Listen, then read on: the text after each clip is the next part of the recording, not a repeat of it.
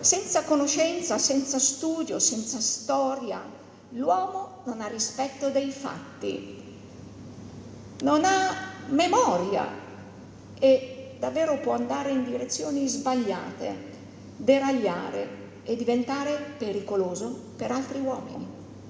Per questo che c'è Trieste Next, perché noi invece vogliamo studiare, conoscere e informarci. Così Elena Cattaneo, biologa e farmacologa, docente della Statale di Milano e senatrice a vita, davanti al folto pubblico, tanti giovani, del ridotto del Teatro Verdi nella seconda giornata di Trieste Next. Cattaneo ha pubblicato più di 200 articoli scientifici sulla cora di Huntington, malattia neurodegenerativa.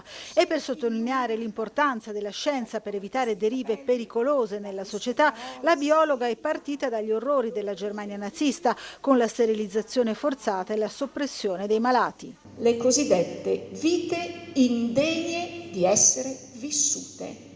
Finite a decine di migliaia questi malati nelle camere a gas insieme a milioni di ebrei.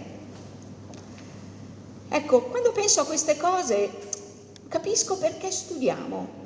Nel raccontare l'avventura della ricerca di Nancy Wexler sul morbo a partire dagli anni 70, Elena Cattaneo ha posto l'accento sui tempi lunghi degli studi, confessando di amare il percorso più ancora del traguardo scientifico. Amo molto di più i percorsi.